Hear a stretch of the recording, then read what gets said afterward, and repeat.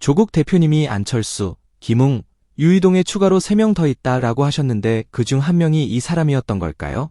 최재형은 최상병 특검법 재의결을 앞두고 특검을 당당하게 받고 협치를 요구하자고 밝혔습니다. 안철수, 김웅, 유이동에 이어 공개적으로 찬성 의사를 밝힌 건 4번째입니다. 최 의원은 이날 페이스북에서 연금 개혁 등 수많은 시급한 난제들을 풀어나가야 할 시점에 특검을 거부함으로써 정치적 역량을 특검 공방에 소진하는 것이 국익에 도움이 되는지, 그런 과정에서 대통령이나 여당이 정치적으로 얻을 것은 무엇이지 곰곰이 따져볼 필요가 있다. 이어 대통령이 재요구를 하지 않았으면 더 좋았겠지만 이미 재요구를 한 이상 특검을 당당하게 받고 민생 입법이나 원 구성 등에 대한 협치를 요구한다면 공정과 상식을 지키고 국익을 위하는 책임 있는 정당의 모습을 보여줄 수 있다며 전국의 주도권을 가져올 수도 있을 것이라고 주장했는데요. 최재형은 이번 총선에서 낙선한 사람 중 한 명입니다. 그리고 자신의 낙선 이유는 윤석열 때문이라는 것을 비추는 주장을 해오기도 했죠. 지난 최재형은 낙천 의원 오찬 간담회에서 윤석열을 면전해서 강한 불만을 드러낸 사람인데요. 최재형은 지금까지 해온 모든 것들 바꾸고 고쳐보겠다는 각오를 해야 한다. 대선 때 문재인 정부 반대로만 하면 된다고 했는데 과연 그렇게 했는가 라며 윤석열이 국정 기조를 바꿔야 한다고 비판을 했습니다.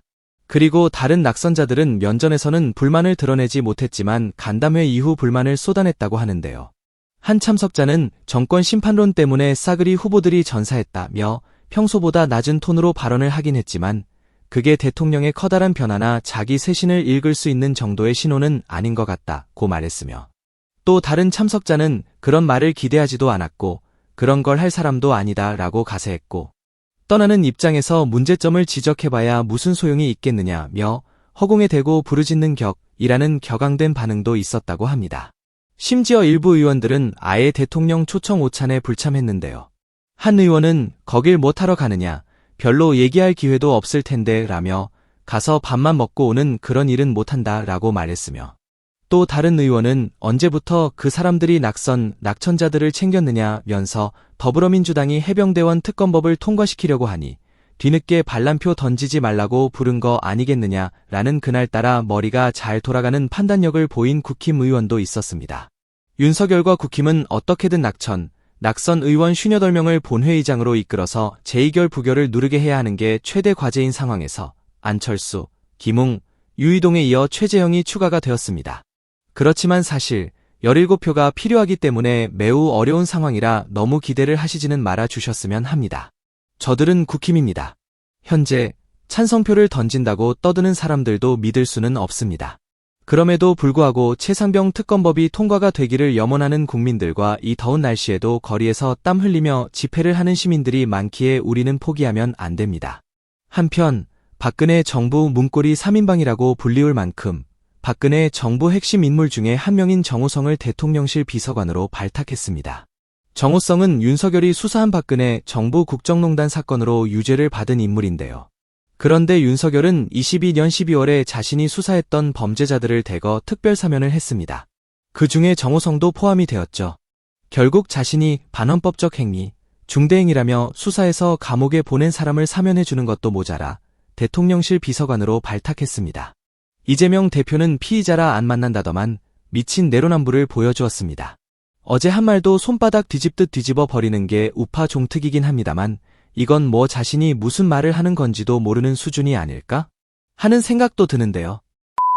끝으로 어제 최상병 특검법 통과 촉구 범국민대회에서 김규현 변호사님의 기적은 만드는 게 아니라 일으키는 것이다 라는 힘찬 외침처럼 이재명 대표님의 끝까지 싸워 반드시 이겨야 합니다 라는 호소로 대신하겠습니다. 여러분 감사합니다. 오늘도 좋은 하루 보내세요. 국민의힘 이탈표 다들 얼마 없을 거라고 합니다. 그래서 특검법이 통과되면 기적이라고 말합니다. 저는 그 사람들께 이렇게 말해주고 싶습니다. 기적은 일어나는 것이 아니라 일으키는 것이라고 말입니다.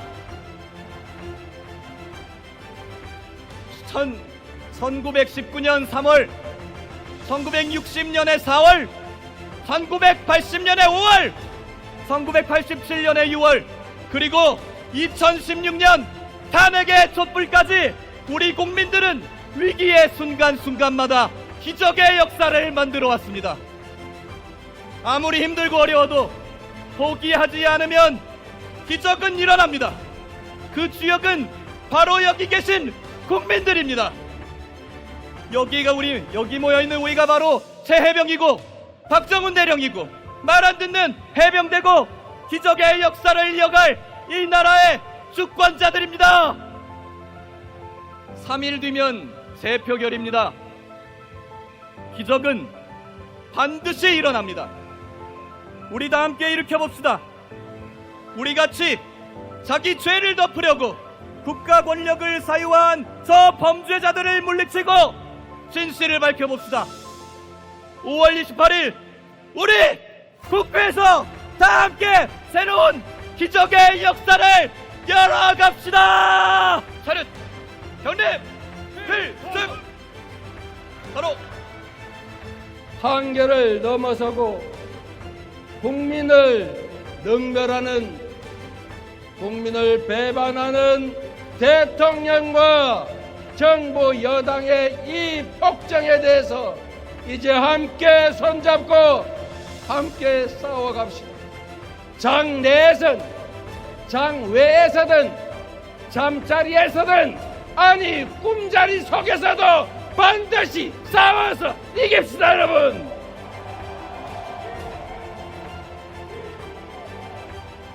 이제 이 나라의 주권자, 역사의 주체인 우리 국민 여러분께서 직접 나설 때입니다. 투표로 심판해도 정신을 차리지 못하고 반성하지 않고 역사와 국민에게 저항한다면 이제 국민의 힘으로 현장에서 그들을 바로 억압해서 항복시켜야 하지 않겠습니까?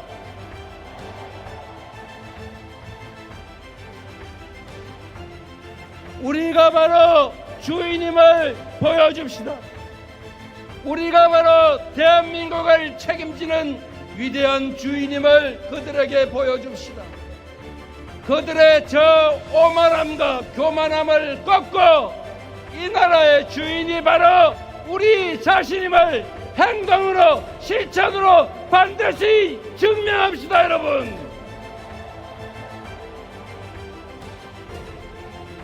국민 여러분, 이렇게는 살 수 없습니다.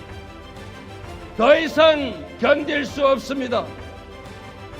이제 우리의 손으로 국민주권국가 민주공화국 대한민국을 우리 스스로 책임집시다. 감사합니다. 열심히 하겠습니다.